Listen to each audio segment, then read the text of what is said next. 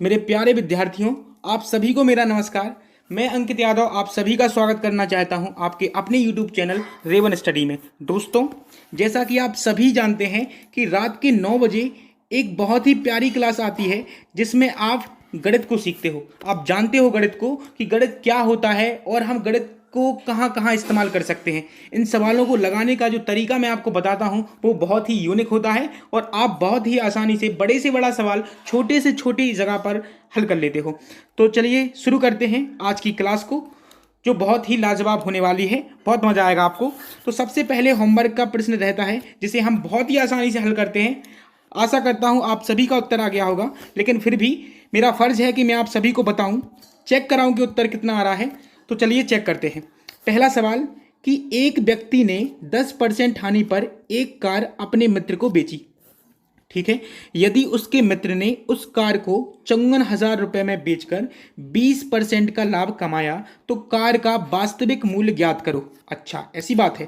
पहले एक बात सोचो, जो मित्र है ना, उसके बारे में बहुत सारी बातें लिखी हैं। क्या लिखा है कि मित्र जो है उसने 54,000 रुपये में बेचकर 20% का लाभ कमाया।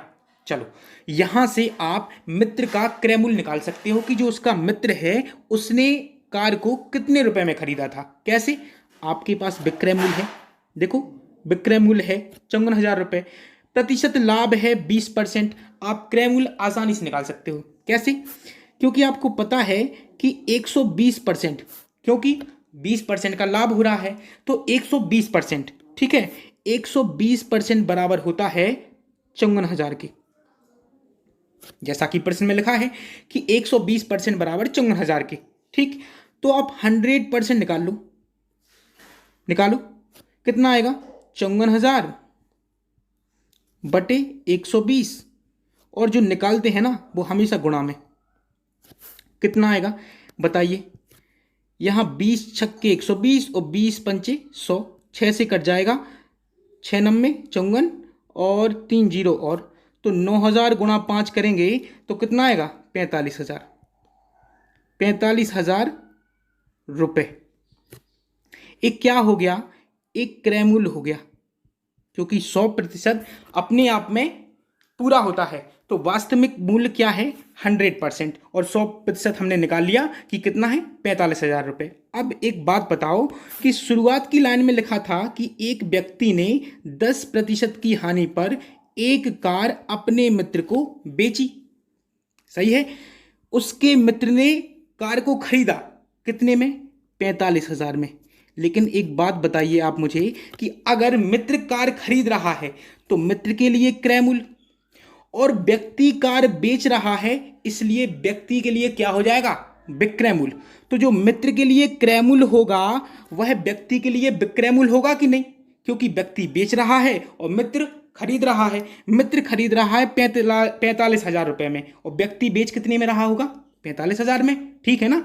तो ठीक है, अगर 10% की हानि पर बेच रहा है मतलब 90% में। कितने पर? 90% पर कितने रुपए में? 45,000 रुपये में। तो 90% बराबर 45,000 के। चाहिए तो आपको 100% ना, क्योंकि क्रय मूल्य ही उतना होता है। तो 100% का मान निकालेंगे तो 45,000 बटे 90 और गुणा 100। बस इसको हल ही तो करना है, उत्तर आ जाएगा। 0 से 0 कट गया, 9 से काट दो, 9 पंचे 45 और 3 जीरो, और तो 5,000 धाम की 50,000 उत्तर आपका रुपए। ए है व्यक्ति के लिए क्या? क्रय मूल्य। मतलब कार का वास्तविक मूल्य कितना था? 50,000। और कौन से ऑप्शन में है? सी ऑप्शन आपका सही हो जाएगा। आसानी से समझ में आ गया होगा। जिसका भी उत्तर 50,000 था उसका सही था। ठीक, अब शुरू करते हैं आज का मॉक टेस्ट। और ये रहा पहला प्रश्न। क्या बोलता है पहला प्रश्न? 4 संख्याओं में से पहली 3 संख्याओं का औसत 16 है। ठीक है, मान लो सबसे पहले तो आप कि 4 संख्याएं ए, बी, सी और डी हैं। ठीक, अब औसत आप बहुत अच्छे से पढ़ चुके हो, मैंने पढ़ाया है आपको, पढ़ाया है ना? तो अगर आपने पढ़ा है तो अब गलती नहीं होगी आपसे। कैसे? उन्होंने बोला है कि 4 संख्याओं में से पहली 3 संख्याओं का औसत 16 है। पहली 3, ठीक है, यही तो है पहली तीन, है ना। इनका औसत 16 है और अगर मैं आपसे कहूं कि इनका योग कितना, तो आप तुरंत मुझसे बोलोगे कि जो औसत है उसमें कितनी का गुणा करो, 3 का। क्यों? क्योंकि कुल संख्याएं ही 3 हैं, तो औसत में अगर कुल संख्या से गुणा करते हैं तो योग निकल के आता है, तो योग कितना हो गया, 48। बात समझ में आई? अब क्या बोला है, अब बोला है आपसे कि अंतिम तीन संख्याओं का औसत, अंतिम तीन, यही तो होंगी अंतिम तीन, होंगी ना। इनका औसत है 15, बोला है 15, तो इनका अगर मैं कहूं कि योग कितना, तो आप कहोगे कि 15×3 = 45, क्योंकि आपने पढ़ रखा है ये चीज। तो आपने अगर ये सब कुछ पढ़ रखा है तो गलती नहीं होगी, नहीं होगी ना। अब इतनी बात सवाल में लिखी थी और मैंने आपको दिखा दी। अब क्या बोला है, अब कुछ नहीं बोला है, अब करना है हमको, करना है क्या करेंगे, ये दो इक्वेशन बन रहे हैं जैसा कि आप देख रहे हैं, इन दोनों को आपस में क्या कर दो, घटा दो। जब घटाएंगे तो नीचे का जो समीकरण है उसके चिन्ह बदल जाते हैं, ए प्लस में है तो माइनस में, ए प्लस में तो माइनस में, ए प्लस में माइनस में, प्लस में होगा तो माइनस में। बात समझ में आई? अब देखो हल करेंगे तो यहां भी प्लस में है और ये माइनस में, तो प्लस माइनस आपस में कट गए, बी से बी कट गया, सी से सी कट गया, क्या बचा, इधर ए बचा और माइनस का डी बचा, बराबर में 48 में से 45 गए, कितना बचा, 3। यहां तक की बात क्लियर। अब बोला गया है कि यदि अंतिम संख्या 20 है, अंतिम संख्या है कौन, डी, मतलब डी का मान 20 दिया है, तो a - 20 बराबर हो जाएगा 3 के, तो a बराबर 3 धन 20 के, तो a बराबर आपका निकल के आएगा 23। बस यही तो पूछ रहे थे कि पहली संख्या ज्ञात करो। पहली संख्या क्या है, a का मान आया कितना है, 23, तो सी ऑप्शन आपका सही हो जाएगा। बस इतना सा सवाल था, कुछ था ही नहीं इस प्रश्न में, आपने आसानी से कर लिया होगा। आ गया ना सवाल? देखो सरल सवाल है इसलिए जल्दी करना है, ठीक है। कठिन होगा तो थोड़ा बहुत टाइम ले सकते हो आप, लेकिन अगर सरल है तो जल्दी से जल्दी करने की कोशिश करो, ठीक है। चलो अब अगला प्रश्न, ये है अगला प्रश्न। बोला गया है कि 10 रुपए में 11 चॉकलेट की दर से चॉकलेट तथा इतनी ही चॉकलेट 10 रुपए में 9 चॉकलेट की दर से खरीदी गई, ठीक है। देखो क्या करना है, एक तरफ रुपए लिख लो और एक तरफ चॉकलेट लिख लो, ठीक है। इतना कर लो पहले तो आप। अब क्या है कि पहले 10 रुपए में 11 चॉकलेट, तो 10 रुपए और 11 चॉकलेट, ठीक है। फिर 10 रुपए और 9 चॉकलेट, इतनी चॉकलेट खरीदी गई, ठीक। सभी चॉकलेट को 1 रुपए प्रति चॉकलेट की दर से बेच दिया गया। अच्छा ऐसी बात है, तो क्या करो आप बताओ। आप पहले क्या करो, सबसे पहली बात जो आपको करनी है, आपको चॉकलेट की जो दर है ना वो समान करनी है, समान। अगर यहाँ 11 है तो यहाँ भी होना चाहिए, अगर यहाँ 9 है तो यहाँ भी होना चाहिए, लेकिन ऐसा तो हो नहीं सकता। लेकिन एक चीज हो सकती है, अगर इन दोनों को बराबर करना है तो आप क्या करो, इन दोनों का लो, क्या क्या लो आप बताओ, लाशा, लाशा लो। कितना आएगा 11 और 9 का, आपके दिमाग में तुरंत आना चाहिए कि इनका आएगा 99, क्योंकि आपने लाशा और माशा बहुत अच्छे से पढ़ रखा है, आएगा 99। अब क्या करो, 11 का भाग दो 99 में, कितनी बार जाएगा, 9 बार। तो बस पूरे में कितने से गुणा करना है, बताइए कितने से गुणा करना है, 9 से, ठीक। अब इस 9 का भाग दो 99 में, कितनी बार गया, 11 बार, तो पूरे में कितने से गुणा करना है, 11 से। अब देखो क्या कर सकते, देखो अगर हम गुणा करेंगे गुणा, तो इधर कितने रुपए निकल के आएंगे, 9 धाम की 90 रुपए, बताइए। और इधर कितने रुपए निकल के आएंगे, 11 धाम की 110 रुपए, ठीक है। और अगर इधर 9 से गुणा हो रहा है तो कितनी, 99 चॉकलेट, और इधर 9 से गुणा हो रहा है 11 का, तो 99 चॉकलेट, ठीक है। तो इधर हम रुपए जोड़ेंगे कि कुल रुपए हुए कितने, तो हो जाएंगे आपके कितने, 200 रुपए, बताइए हो जाएंगे ना। और चॉकलेट कितनी हो गई, अब 99 को जोड़ना है 2 बार, 99 2 बार जोड़ने हैं, यहां के लिए और यहां के लिए, तो कितने हो जाएंगे, 198। 200 रुपए में 198 चॉकलेट खरीदी गई। इतनी बात समझ में आ गई होगी, बहुत आसान तरीके से अब आगे पढ़ते हैं कि सभी चॉकलेट को 1 रुपए चॉकलेट की दर से बेच दिया गया। मतलब 1 रुपए में एक चॉकलेट क्या कर दी जाती है, बेच दी जाती है। फिर से लिखो, क्या लिखना है, रुपए के नीचे रुपए, चॉकलेट के नीचे चॉकलेट। 1 रुपए में एक चॉकलेट क्या कर दी जाती है, बेच दी जाती है। मैंने आपको बोला है कि जो आप खरीद रहे हो ना, चाहे वो चॉकलेट हो, चाहे वस्तु हो, चाहे कार हो, कुछ भी हो, वह समान होना चाहिए। तो यहाँ अगर 198 चॉकलेट खरीदी जा रही हैं तो 198 चॉकलेट का विक्रय मूल्य आप निकालो। पहले तो कैसे निकालोगे, समान करना पड़ेगा ना चॉकलेट की संख्या को। देखो कैसे करोगे।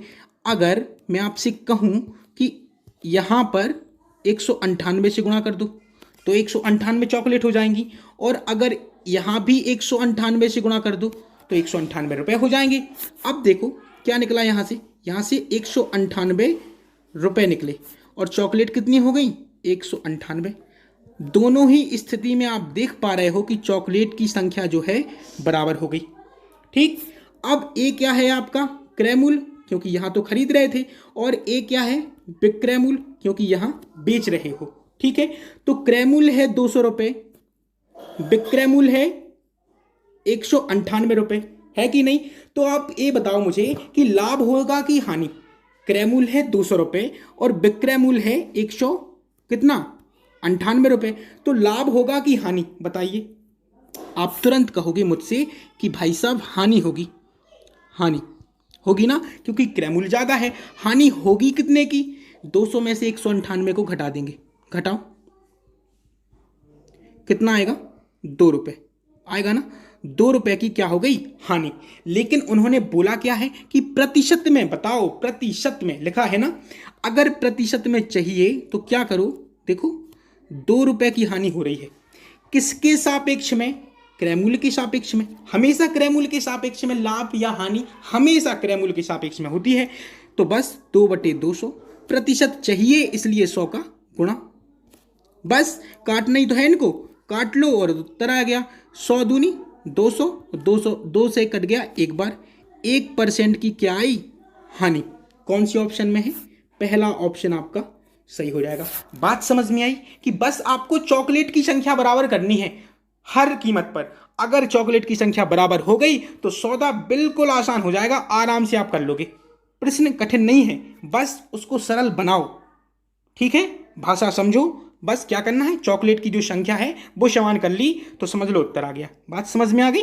चलो अब अगला प्रश्न क्या बोला गया है कि चक्रवृद्धि ब्याज से कोई राशि 2 वर्षों में 2.25 गुना हो जाती है। ब्याज की वार्षिक दर क्या है। अच्छा ऐसी बात है, चलो कोई बात नहीं।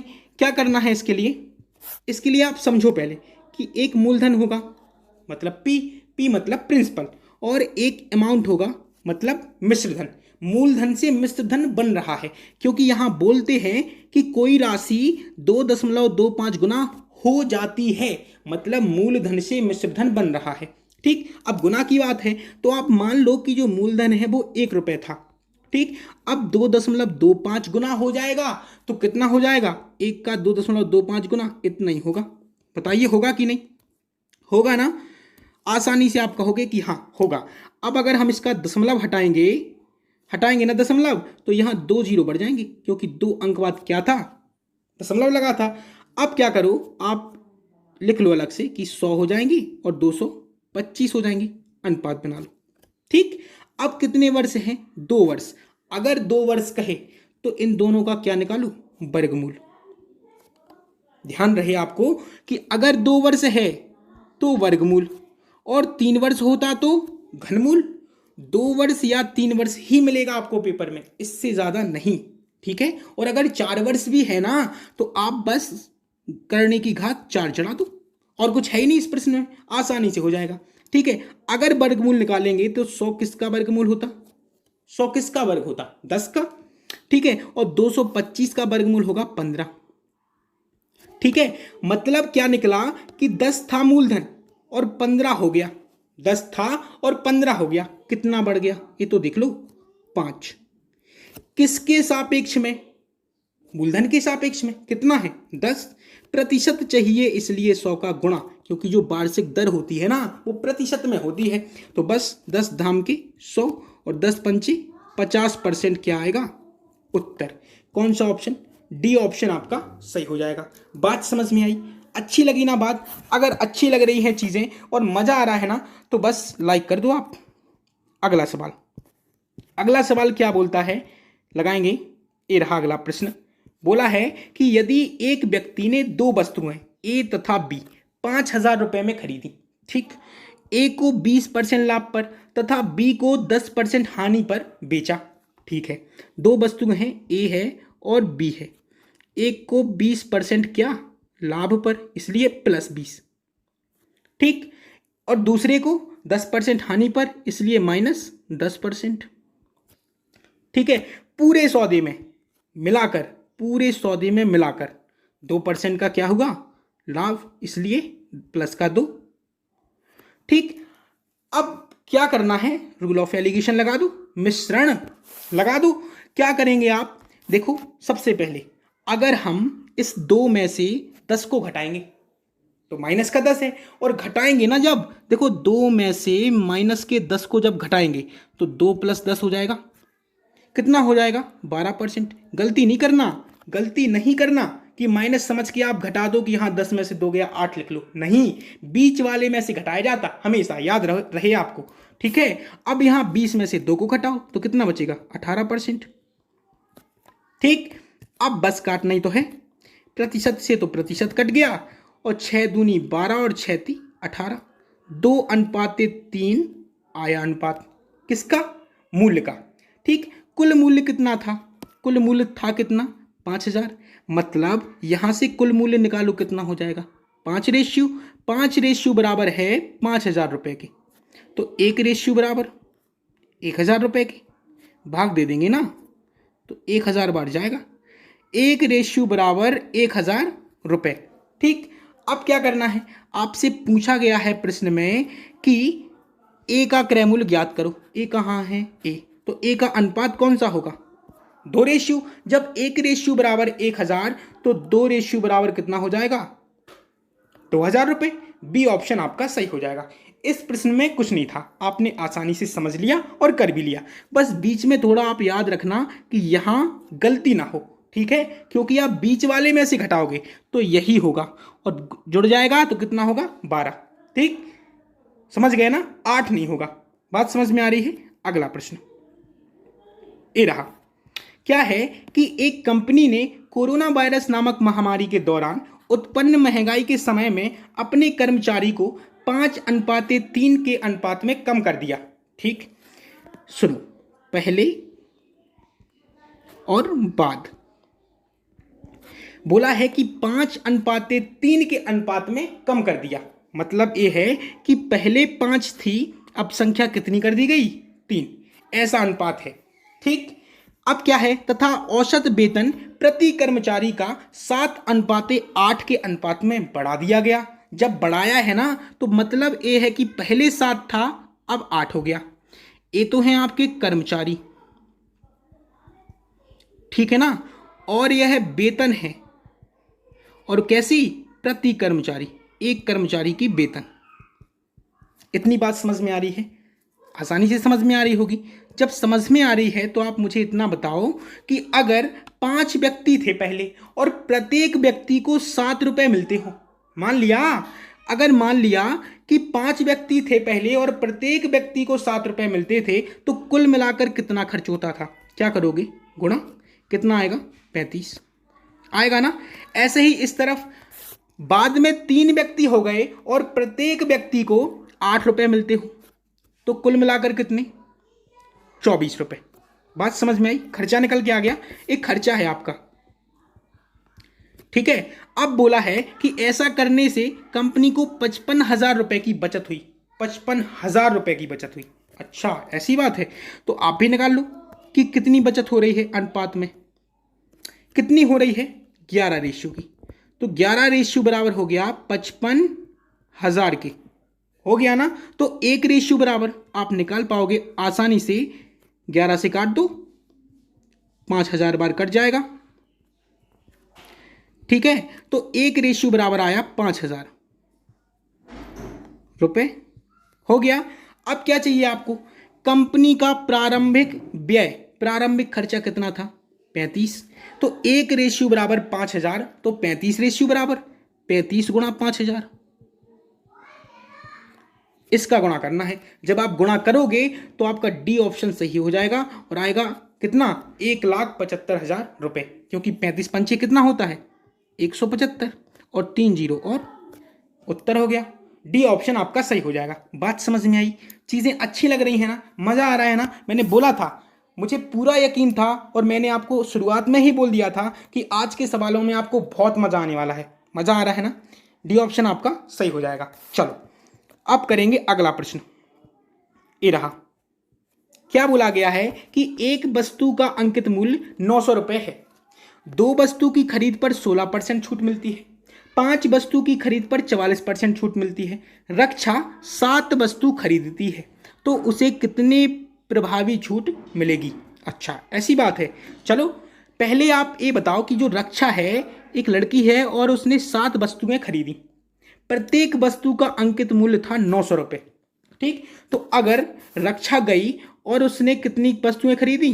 7 वस्तुएं, एक वस्तु 900 रुपए की, तो पैसा कितना खर्च हुआ ये निकाल लो आप। तो क्या 900 रुपए है एमआरपी, वो भी एक वस्तु का, अगर 7 वस्तुएं खरीदी जाएं तो कितना होगा 6300 रुपए। बात समझ में आई कि अगर एक वस्तु का 900 रुपए है मूल्य, तो 7 वस्तु का 6300, आसानी से हो गया। अब क्या है, 2 वस्तु की खरीद पर, मान लो कि यहां से 2 वस्तुएं खरीदी, 2 वस्तु, ठीक है, 2 वस्तु खरीदी और एक वस्तु का मूल्य है 900 रुपए, तो 2 वस्तु का कितना, 900 का गुणा कर देंगे, कितना आएगा 1800। ठीक, दूसरी तरफ क्या किया, कितनी वस्तुएं खरीदी? 5 वस्तुएं, 5 वस्तु खरीदी और एक वस्तु का मूल्य है 900, तो 5 वस्तुओं का 5 गुणा 900 कितना आएगा 4500। बात समझ में आई? अब देखो, अब आप कुल छूट निकाल लो कि है कितनी कुल छूट। कैसे निकालेंगी? दिया है कि 2 वस्तु की खरीद पर 16% छूट मिलती है, तो 1800 की हुई वस्तुएं और 16% मिल गई छूट, तो छूट निकाल लो कितनी है। ऐसे जब आप गुणा करोगे तो हो जाएगा 288 रुपए। ठीक, ऐसे यहां से निकाल लो, ये 2 जीरो से तो 2 जीरो कट गए, सॉरी यहां नहीं होगा, यहां निकालना है ना अभी, तो 4500 का 44% मिल रही छूट, तो 44% बटे 100। अब बस जब गुणा करोगे ना तो 4500 का 180, हां से लगाई 18 जीरो लग गए। अब 4500 के फिर से 180 और 180 में 18 जोड़ेंगे तो आपका हो जाएगा 198 रुपए। अब मैं आपसे कहूं कि कुल छूट कितनी है, कुल छूट, तो आप कहोगे कि भाई जो छूटे हैं 288 रुपए और 980 रुपए, इन दोनों को जोड़ लो। तो जोड़ो, कितना होगा, जोड़ेंगे तो 8 और 8 8 16 और 9 8 17 1, इसको जोड़ेंगे कितना हो जाएगा, गलत नहीं करना है, अच्छे से जोड़ लो, कोई दिक्कत नहीं है। 1980 में जोड़ना है 288 को, चलो यहां 1980 में 288 को जोड़ना है, जोड़ेंगे तो 8 आ गया, 8 8 16 और 9 2 11 1 12 और 1 1 2 2268 रुपए। ठीक है, इतना हो गया। अब एक कुल छूट है, उन्होंने बोला है कि छूट प्रतिशत में दी, देखो ऑप्शन, तो प्रतिशत चाहिए ना, तो प्रतिशत के लिए क्या करेंगे, कुल छूट कितनी 2268 बटे बटे किसके सापेक्ष, 6300 के सापेक्ष, क्योंकि अंकित मूल्य वही है ना 6300 के सापेक्ष ही छूट मिलेगी, तो कितनी छूट मिलेगी, इसलिए गुणा में 100। बस कर लो हल, 0 से तो 0 कट गया और 63 से काटेंगे तो ये कट जाएंगे 36 बार। कितनी बार, 36 बार। अब कौन सा ऑप्शन सही होगा ये मैं आपको बता देता हूं, यहां पे सी ऑप्शन में कितना है 36%, तो सी ऑप्शन आपका सही हो जाएगा। कुछ नहीं करना था, आप पहले कुल छूट निकाल लो, बस छूट अंकित मूल्य की कितने प्रतिशत है, आ गया उत्तर, कुछ था ही नहीं इस प्रश्न में, आसानी से हो गया। अगला प्रश्न, ये है अगला प्रश्न और बोला क्या है आपसे बहुत ही आसानी से आपको करना है कि एक विक्रेता 14 रुपये में 5 नींबू की दर से बेचता है। अच्छा, ऐसी बात है, आप यहाँ से विक्रय मूल्य निकाल सकते। कैसे? जब भी ऐसा लिखा हो, ऐसा कहीं भी लिखा हो, ठीक है, कि 14 रुपये में 5 नींबू, तो आपसे कहूं कि विक्रय मूल्य बताओ, तो रुपए ऊपर कितने हैं? 14 और बटे दर नीचे कितने नींबू? 5। याद रहे, रुपए ऊपर और दर नीचे। ठीक, ये हो गया विक्रय मूल्य। अब लाभ प्रतिशत आपको दे रखा है, आप क्या निकाल सकते बताओ? आप क्रय मूल्य नहीं निकाल सकते? बिल्कुल निकाल पाओगे। क्रय मूल्य बराबर होता है विक्रय मूल्य गुणा 100 और बटे 100 प्लस P%, मतलब लाभ प्रतिशत। तो निकालो आप यहां से, विक्रय मूल्य कितना है? 14 बटे 5 गुणा 100 और बटे 40% का हो रहा लाभ, तो 100 धन 40 कितना हो जाएगा? 140। 14 धाम की 140, 10 धाम की 100 और 5 एकम 5 और 5 दूनी 10, कितना आया? 2/1। ठीक है, ऐसा लिख लिया हमने। अभी मैंने आपको बताया है स्टार्टिंग में कि क्या होता है, रुपए ऊपर और दर नीचे, यही होता है ना। उन्होंने बोला क्या है कि 1 दर्जन नींबू कितने रुपए के खरीदे, तो मतलब रुपए ऊपर है और दर नीचे है। 1 दर्जन मतलब 12 नींबू का मूल्य निकालना है, तो नीचे तो एक ही नींबू है, एक नींबू 2 रुपए का, तो 12 नींबू कितने के? तो पहले हम इनको 12 बना लें, तो 12 से ऊपर नीचे गुणा कर दो अलग से। ठीक, तो कितने आ गए? 24 रुपए आ गए और 12 नींबू आ गए। ये दर है, दर मतलब नींबू है। ठीक है, तो 24 रुपए में 12 की दर से क्या किए थे? नींबू खरीदे थे। तो बस यही तो पूछा था कि क्रय मूल्य क्या है, 1 दर्जन नींबू कितने रुपए के खरीदे थे? 24 रुपए के खरीदे थे। उत्तर आ गया, कुछ था ही नहीं इसमें, तो आसानी से हो गया ना। चलो, हर रोज की तरह आपके लिए एक बार फिर से 2 होमवर्क, एक तो ए और एक ए। ठीक है, मुझे पूरा यकीन है कि दोनों का उत्तर आप कमेंट में लिख देंगे, वीडियो को लाइक कर देंगे। ठीक है, और बहुत ही आनंदित होकर कल फिर मेरा इंतजार करेंगे कि कल फिर मैं आऊँगा और आपके लिए बहुत ही मज़ेदार, बहुत ही अच्छे प्रश्न लेकर आऊँगा। बहुत मज़ा आएगा। कल फिर मुलाकात होगी, तब तक के लिए नमस्कार।